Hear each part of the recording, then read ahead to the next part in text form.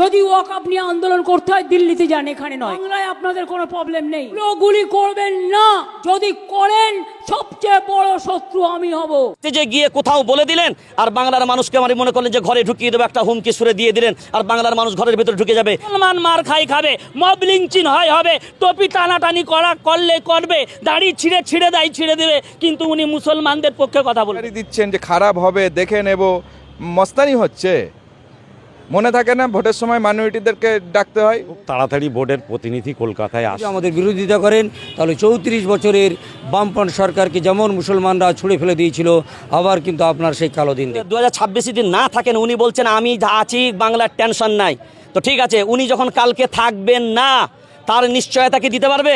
তাহলে উনি উনি নবান্নে বসে, উনি রাইটাসে বসে, উনি দিল্লির পার্লামেন্টে বলুক যে আইন পার্লামেন্ট থেকে পাস হয়েছে, আমি বাংলার মানুষের জন্য আমি এখান থেকে প্রতিশ্রুতি দিয়ে বললাম আমার বাংলার মাটিতে কোনো ওয়াকফ এই কালা আইন আমি হতে দেব না, এটা জায়গায় বলুক।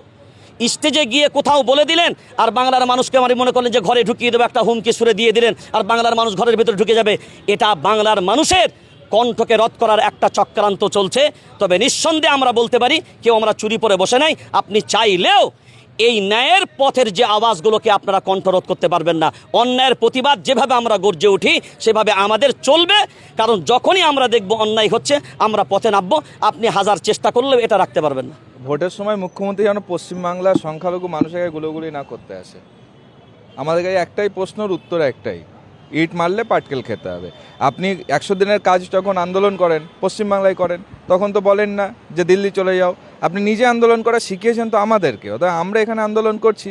আর একটা জিনিস, এত অসন্তুষ্ট হলে হবে না মুখ্যমন্ত্রী, কেননা উনি নিজে বিবৃতি দিয়ে বলেছিলেন যে গরু দুধ দেয় তার লাথি খেতে হয়। আমরা তো লাথি মারিনি, আমরা ভালোবেসে বলেছি। উনি আমাদের সমর্থন জানিয়েছে, ওনার কথায় আমরা খুশি যে উনি ওয়াকফ নিয়ে আন্দোলন করবেন। কিন্তু আমরা আন্দোলন করতে ওনার সমস্যা কি? উনি তো আইন প্রত্যাহার করতে পারছে না, আমরা চাইছি আইন প্রত্যাহার হোক। আমরা বলেছি হরিয়ানা পাঞ্জাবের কৃষকদের জন্য সেখানে সরকার টাকা দিয়ে দিল্লিতে পাঠিয়ে ব্যবস্থা করে আন্দোলন করার ব্যবস্থা করেছিল।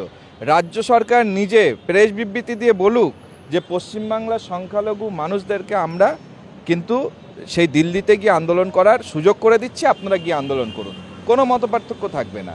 যদি উনি মনে করেন যে না উনি আমাদেরকে হুঁশিয়ারি দিচ্ছেন যে খারাপ হবে দেখে নেব, মস্তানি হচ্ছে। মনে থাকে না ভোটের সময় মাইনরিটিদেরকে ডাকতে হয়। হ্যাঁ, বড় শত্রু হোক না, তাতে কোনার কতটা লাভ লস উনি বুঝতে পারবেন। অঙ্ক উনি কষুক, আমরাও অঙ্ক কষবো। কিন্তু উনি তো বলছেন যে পশ্চিমবঙ্গে আমি লাগু হতে দেবো না কোনো রকম ভাবে। আরে ওনার হাতে তো আইন নেই ভাই, দেশের আইন পাস হয়েছে। উনি আজকের দেখুন, আমরা ওনাকে সাপোর্ট করেছি, দীর্ঘদিন করছি। মুখ্যমন্ত্রী তিনি তার বক্তব্যে জানিয়েছেন যে লাগু হতে দেব না, ওনাকে আমরা ধন্যবাদ জানাই, অসংখ্য ধন্যবাদ। উনি আমাদের কথা ভেবেছেন। কিন্তু একটা দেশের আইন তো কখনো আপনি একটা রাজ্য পরিবর্তন করতে পারেন না। আজকে উনি ক্ষমতায় আছেন, কালকে নাও থাকতে পারেন। সবাই তো একদিন না একদিন আমাদের মরতে হবে। উনি আজ আছেন, কাল নাও থাকতে হবে। ওনার মধ্যে ভালোবাসা থাকতে পারে, অন্য কেউ আসলে এই আইন থাকলে কিন্তু তখন বিপদ হয়ে যাবে। যে কারণে আমরা চাইছি আইন প্রত্যাহারের জন্য উনি আমাদের সঙ্গে থেকে দিল্লি গিয়ে আমাদের সঙ্গে আন্দোলনের ব্যবস্থা করুক। এবং উনি যদি বলেন যে না আন্দোলন আমরা করতে পারবো না, দিল্লি যেতে হবে, এখানে কিছু হবে না, তাহলে ভোটের সময় যেন উনি এখানে না আসেন আমাদের কাছে। চলবে, আন্দোলন চলবে। 15 তারিখের অপেক্ষায় আছি, কি রেজাল্ট হয় তার সাথে সাথে আমাদের আন্দোলন চলবে। ল বোর্ডের সর্বভারতীয় নেতৃত্ব, যাদের নেতৃত্বে এই ওয়াকফ আন্দোলন চলছিল, যারা সুপ্রিম কোর্টে আন্দোলন করছেন, আমি সেই বোর্ডের একজন সাধারণ সদস্য। আমি বোর্ডকে জানাবো খুব তাড়াতাড়ি বোর্ডের প্রতিনিধি কলকাতায় আসছেন, আপনাদেরকেও আমরা সেদিন ডাকবো। বোর্ড যে সিদ্ধান্ত নেবে সেটা আপনাদেরকে জানিয়ে দেব এবং আপনাদের মাধ্যমে রাজ্যের মানুষকে জানিয়ে দেব। ওয়াকফ আন্দোলন তো চলছে, ওয়াকফ বিল তারা পাস করিয়ে নিয়েছে। এটা দেখুন, মুখ্যমন্ত্রী যেটা বলেছেন হয়তো আবেগের বশীভূত হয়ে বলেছেন, অথবা নাগপুরের হেডকোয়ার্টার যারা আরএসএস ওদেরকে সন্তুষ্ট করার জন্য বলেছেন। এর মধ্যে কোনো সন্দেহ নেই। তার কারণ মুখ্যমন্ত্রী নিজেই আমাদের আন্দোলন করা শিখিয়েছেন। 100 দিনের কাজের জন্য তিনি রাজ্যে আন্দোলন করেন। মেডিসিনের দাম বাড়লে তার প্রতিনিধিরা রাজ্যে আন্দোলন করেন। যখন আমাদের সংবিধানের উপরে হস্তক্ষেপ, কোরআনের উপরে হস্তক্ষেপ, মুসলিম পার্সোনাল লর উপরে হস্তক্ষেপ, আমরা এই রাজ্যে আন্দোলন করব না, ওদিকে আমরা দিল্লি গিয়ে করব। হ্যাঁ, যখন দিল্লি গিয়ে আন্দোলনের দরকার হবে আমরা অবশ্যই দিল্লিতে যাব, কিন্তু তার আগে আমরা আমাদের রাজ্যে আমরা আন্দোলন করব, প্রতিবাদ করব। মুখ্যমন্ত্রীকে বলবো এই অধিকার আমাদের অধিকার, সংবিধানের অধিকার আমরা আদায় করব। বলে আপনি যদি আমাদের বিরোধিতা করেন তাহলে 34 বছরের বামপন্থী সরকারকে যেমন মুসলমানরা ছুঁড়ে ফেলে দিয়েছিল, আবার কিন্তু আপনার সেই কালো দিন দেখতে হবে।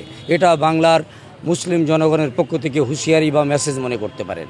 খবর আছে, শুধু বেলগেছিয়াই নয়, গতকালকের ঘটনা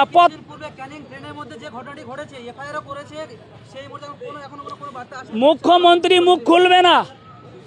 মুখ্যমন্ত্রী মনে হয় শুভেন্দু অধিকারীকে ভয় করে, মুখ্যমন্ত্রী মনে হয় সুকান্ত মজুমদারকে ভয় করে, মুখ্যমন্ত্রী মনে হয় সজল ঘোষকে ভয় করে, মুখ্যমন্ত্রী মনে হয় অর্জুন সিংকে ভয় করে। মুখ্যমন্ত্রী সর্বশেষ কথা হচ্ছে উনি অমিত শাহ আর নরেন্দ্র মোদীকে ভয় করে। না জানি কোমরে শিকল বেঁধে জেলে ঢুকিয়ে দেয়, এই ভয়ে উনি কথা বলেন না। মুসলমান মার খাবে, মব লিঞ্চিং হবে, টপি টানাটানি করলে করবে, দাড়ি ছিঁড়ে দেয় ছিঁড়ে দেবে, কিন্তু উনি মুসলমানদের পক্ষে কথা বলবেন।